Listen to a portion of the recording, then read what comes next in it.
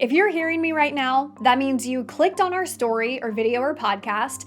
And honestly, that's the hardest part, getting you here. Because people are tired of all the noise coming from the news. But you still want to know what's going on in the world around you, right? Well, as you're about to see, that feeling of frustration with the media is justified. Because when we have one news story, we're being told two totally different things. What does she now have? The answer is nothing. There is nothing groundbreaking in what Gabbard put out. If you look at the substance of this, the substance of what's inside, it is significant. Major news outlets are strategically implementing bias into their storytelling to try and stoke a specific reaction from viewers. They're aware of it, so are we. Bias by omission in the media's coverage of Tulsi Gabbard's release of declassified Russian interference intelligence. That's the focus of today's Bias Breakdown. Join Straight Arrow News. See the slant, avoid the bias. When others skew the facts, we give you the truth down the center. Welcome to Bias Breakdown.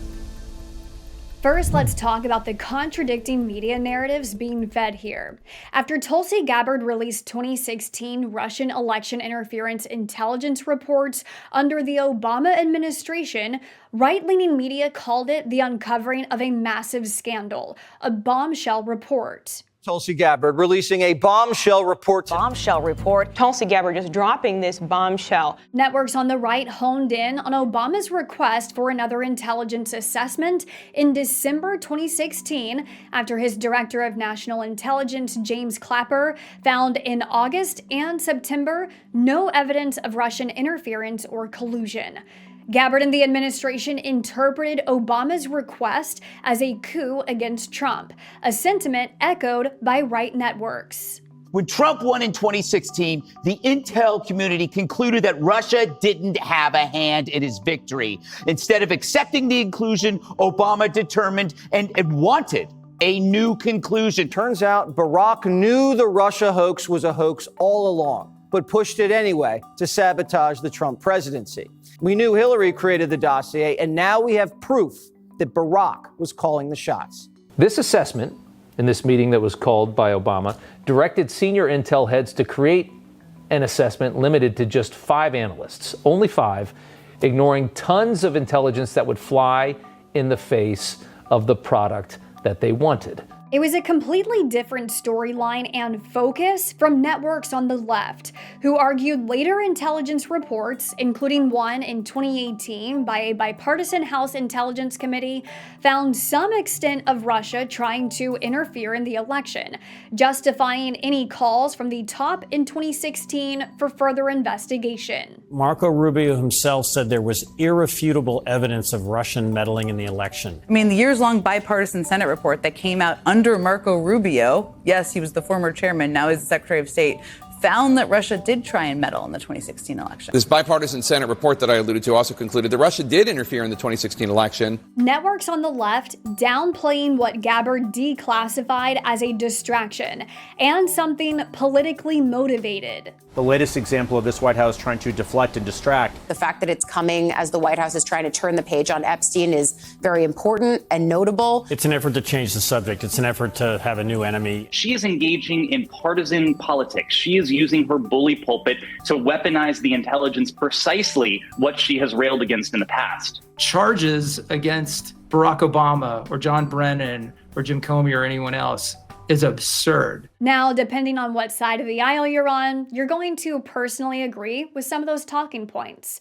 But the media is supposed to do more than just feed that political appetite to justify your side is right. But that's the landscape we're in today, heavily leaning into bias by viewpoint omission.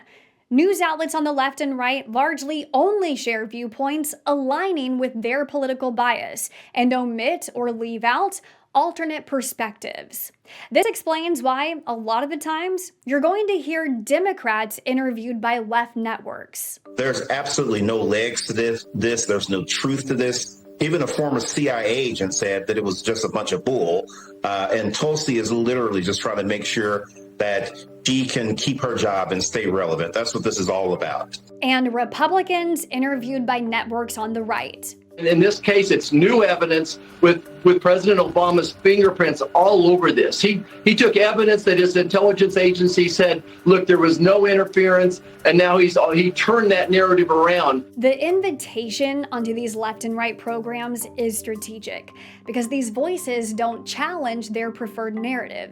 Instead, it gives the narrative another voice, in a way substantiating what they have to say. It's this idea of, you don't have to take my word for it, let me find someone else with the same view as me and just listen to them.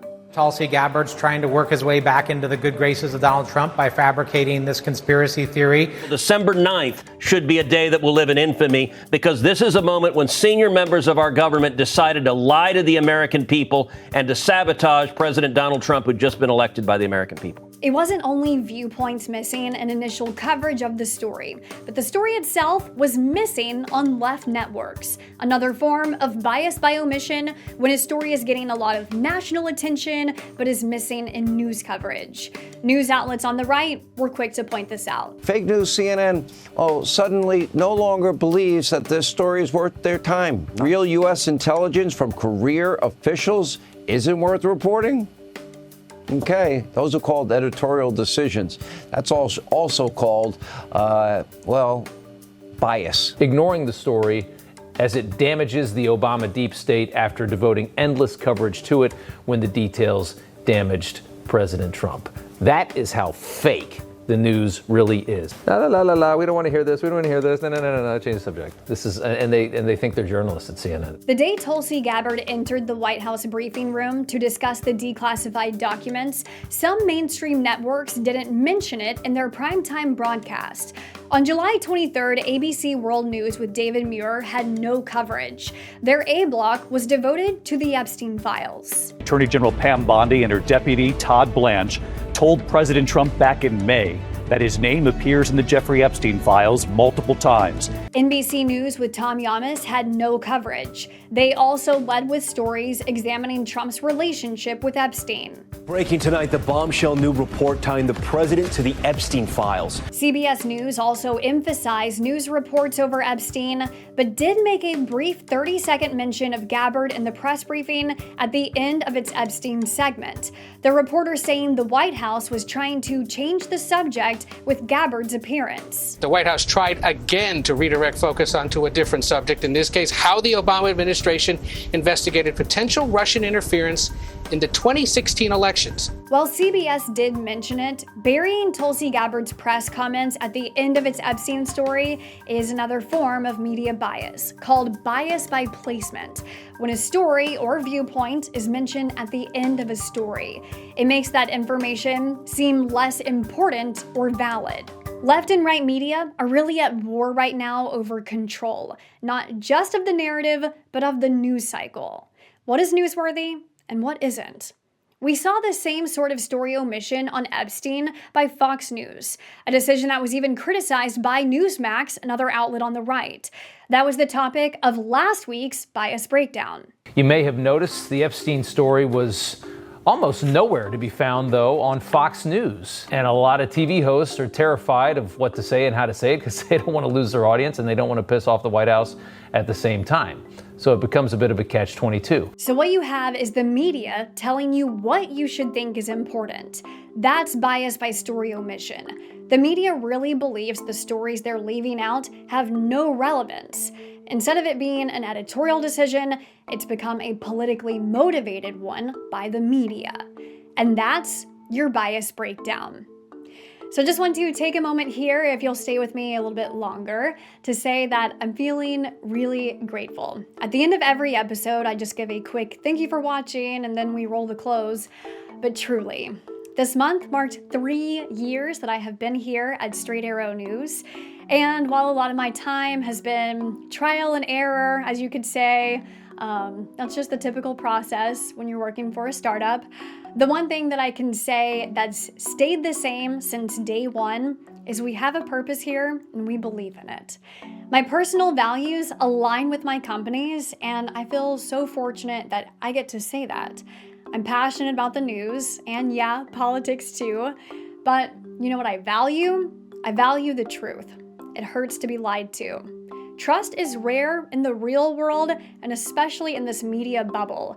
So this space that's ours, where I can be honest about what I know, and then humbly tell you what we don't know, and then you taking the time to listen, I value. Also, to me, perspective is valuable, even the ones I disagree with, because to me, it's a great way to learn.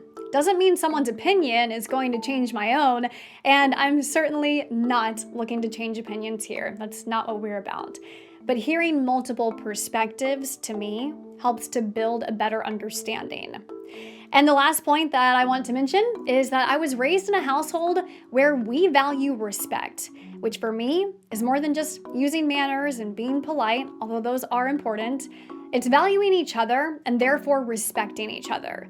So I can promise you those 3 things you're gonna get from me here. The truth to the utmost of my ability, multiple perspectives without a sense of me trying to persuade you, and respect.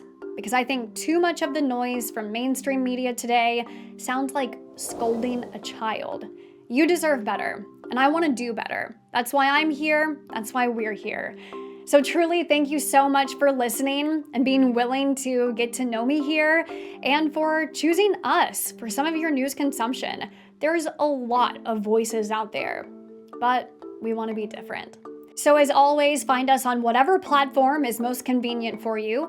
We're over on Spotify. Would love to see some more love for Bias Breakdown over there if you have time. And be sure to join in on the conversation that we have in the comments on YouTube. We receive great feedback from y'all, and we implement changes based on what y'all like here and what you think we could improve on. And seriously, I love my team members who help me out with this podcast so much. Ian Kennedy is such a talented person and video editor. He actually used to work with me on Morning Shift when we did the morning show together, and now he's stuck with me again. We moved shifts together, and now we're partnered up for this project. So Ian, thank you for always helping me and, making me look good. And Allie Caldwell, she's so willing to help us out on graphics anytime that we need her. Some episodes are heavier lifts than others, but she brings energy and creativity, and I'm so grateful for y'all. 3 years and counting, let's make a difference. Stay with us because there's more to come. I'll see you next time.